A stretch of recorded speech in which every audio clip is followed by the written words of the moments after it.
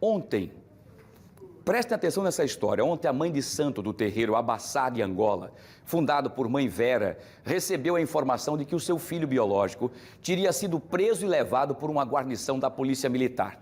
E ele conta que havia sido espancado e torturado por policiais militares que invadiram o terreiro sob o pretexto de que estariam procurando drogas. Vamos saber mais detalhes dessa história com o repórter Alan Garcia. A gente quer saber, o Alan está ao vivo comigo, e a gente quer saber, Alan, foi exatamente isso que aconteceu? O que é que houve? O que é que está truncado nisso? Como é que aconteceu tudo isso? Nos atualize. Boa tarde. Oi, Wilson. Boa tarde para todo mundo. Infelizmente, a gente sabe que alguns policiais muitas vezes agem da maneira incorreta, tentando descobrir algo que, tudo bem, existe, mas não é aquela pessoa que vai conseguir mostrar aos policiais o que eles estão buscando. E aí eles tentam de todas as maneiras, de todas as formas, fazer com que aquela pessoa entregue algo que ele não sabe, que ele não tem. E parece que o que aconteceu ontem no fim da tarde foi exatamente isso. Por isso que nós estamos aqui com o Pedro Gomes, que além de advogado, é secretário-geral adjunto da Comissão de Promoção da Igualdade Racial da OAB daqui de Alagoas. Pedro, a gente sabe que em todo lugar existem aquelas pessoas que trabalham corretamente e aquelas que agem da forma pior possível. E parece que ontem foi isso que aconteceu com esses policiais militares quando abordaram esse rapaz. Eles abordaram na rua. A partir dessa abordagem, o que foi que aconteceu? Então, primeiramente, bom dia, né? Boa tarde, né? A todos os telespectadores. Boa tarde, Wilson. Então, a mãe desse rapaz nos procurou, né? Para informar, porque ela estava bem desesperada, porque ela soube na notícia de que ele tinha sido recolhido, né? Pela guarnição, por uma guarnição. E aí ela se deslocou para aguardar ele na central de flagrantes. E aí passou-se o tempo e ele não chegou, né? Alto contínuo, logo depois desse tempo que ela aguardou e nada do filho chegar com a guarnição, ela ficou sabendo, ela é mãe de santo do terreiro Abassá de Angola, né? Terreiro que foi fundado pela saudosa Mãe Vera. Ela ficou sabendo que o terreiro tinha sido invadido, né? Então ela chegou retornou, saiu da central e foi até o terreiro e viu que tinha sido arrombado, a porta do terreiro estava arrombada e alguns pertences estavam espalhados pelo chão.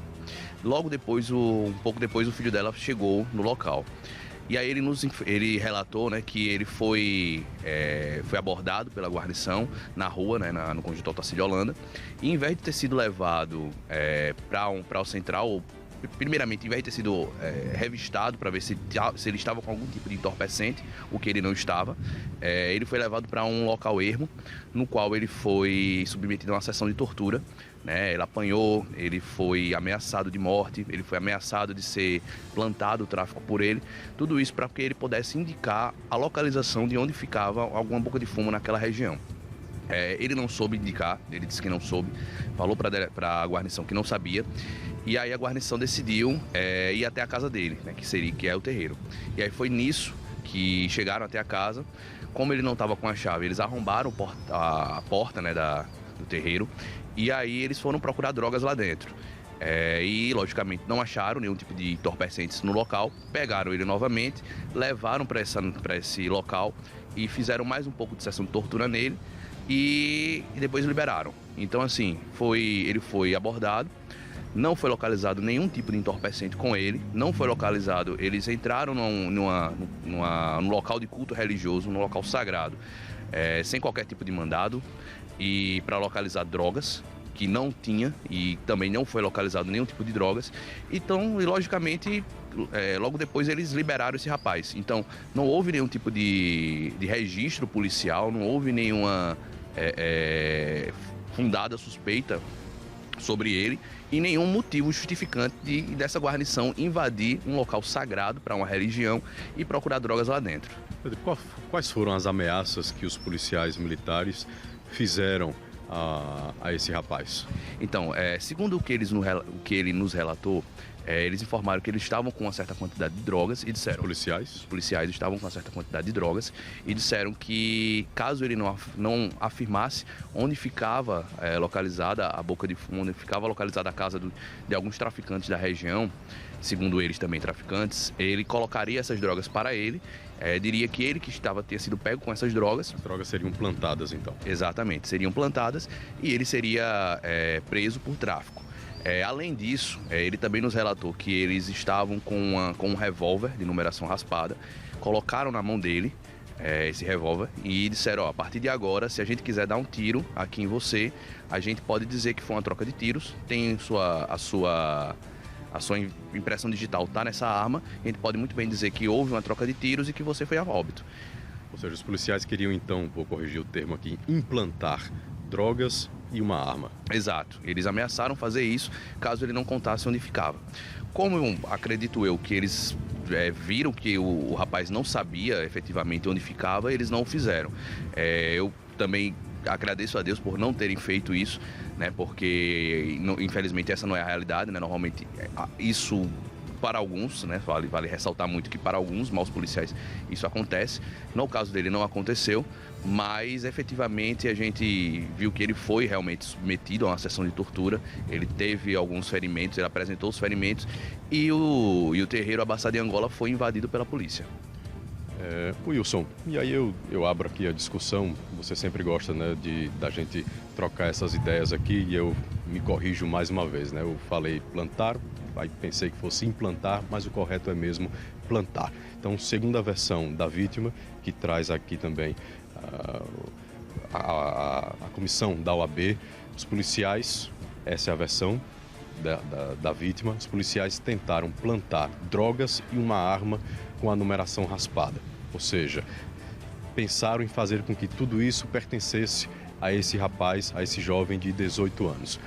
Porém, no fim de tudo, no fim das contas, o jovem foi liberado pela guarnição.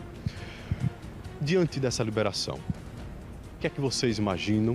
Ou seja, de fato, o rapaz não tinha nada a esconder e também não tinha nada a contar aos policiais, já que foi liberado, não foi levado à central, enfim, nada registrado sobre essa ocorrência. Exatamente, né? A gente sabe que a operação, né, padrão da polícia fazer a sua investigação, né? No caso, é quando ele vê uma fundada suspeita de uma pessoa, logicamente tem que fazer aquela revista, né? Verificar se há algum tipo de objeto ilícito próximo, com ela ou próximo, e lógico que se investigar, se verificar que existe, levar, né, para fazer esse termo de ocorrência junto à central de flagrantes, ou se não verificar, simplesmente liberar essa pessoa. E aí a gente percebe, né, que numa análise inicial, né, segundo o relato da vítima, a gente verifica que houve uma verdadeira sucessão de irregularidades, uma sucessão de crimes perpetrados por essa guarnição. Fazer, primeiramente, levar um cidadão sem qualquer justificada suspeita, sem qualquer indício de criminalidade, em vez de levá-lo para a delegacia, levar para um local ermo para fazer uma sessão de tortura contra ele, logo após invadir uma residência, invadir um imóvel sem qualquer mandado e principalmente invadir um local sagrado, né? A gente fica às vezes se perguntando que se por um acaso, se esse mesmo rapaz, ele fosse, digamos, zelador de uma igreja evangélica, será que essa guarnição teria invadido uma igreja evangélica para procurar drogas lá dentro? Eu particularmente nunca ouvi falar de nenhum relato. Então eu acredito que não. Então, além disso, eles não fizeram nenhum tipo de registro. Então, assim, por que fizeram? Por que retiraram esse rapaz?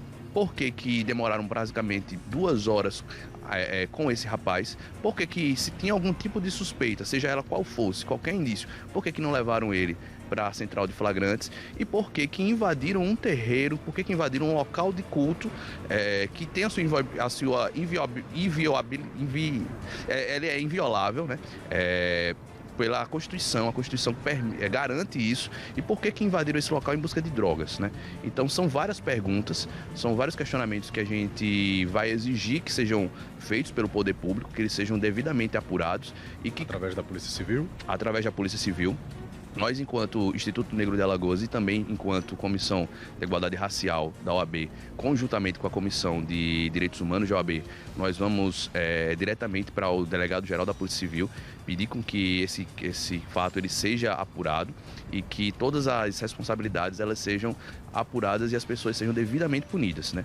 A gente sabe que a Polícia Militar ela é uma instituição centenária, é uma instituição que tem prezado muito pela seriedade de seus membros. A gente sabe que existem diversos policiais que são sérios, que são valorosos, que trabalham, né, diariamente na luta contra a criminalidade.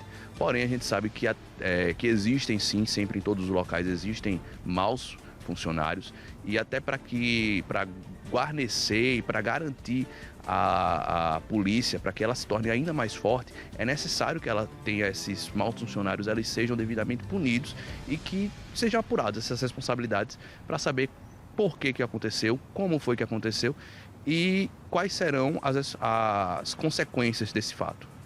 Pedro, muito obrigado pelas informações. Assim que tiverem mais novidades sobre esse caso, chama a gente, enfim, entramos na história e a gente vai também até o fim noticiando, né, trazendo as novidades. Wilson, fica aí, se você quiser comentar, fazer alguma pergunta, né? Infelizmente, tudo leva a crer que existem diversas irregularidades nessa abordagem. É claro que a Polícia Civil agora, a partir desse momento, vai cair em campo para entender e, claro, punir aqueles que foram culpados. Eu volto com você. Muito bem, Alan, quero agradecer, agradeço ao Dr. Pedro Gomes pelas informações, são denúncias gravíssimas, né, contra esses policiais em várias situações aí. Primeira, tortura, que como bem disse o Dr. Pedro e todo mundo sabe, a polícia pode abordar qualquer que seja a pessoa. Se a polícia cismar, vai lá e vai fazer a revista, encontrou alguma coisa irregular, sim. Aí vai dentro dos conformes da lei para que ele seja punido no rigor da lei de acordo com o que foi encontrado de ilícito com ele. Não foi encontrado nada, a polícia pode até fazer o questionamento, né, Alan? Olha, você conhece alguma coisa aqui sobre drogas? Você tem envolvimento com drogas? As perguntas, essas arguições são comuns e é normal. Agora, levar para um lugar esquisito, dizer que vai plantar drogas, armas e muito mais, isso realmente é uma posição e uma postura que não condiz com a Polícia Militar. Vamos continuar acompanhando de perto. Obrigado, Alan. Agradeço ao Dr. Pedro Gomes também pelas informações e nós vamos acompanhar de perto, tá bom? Muito bem.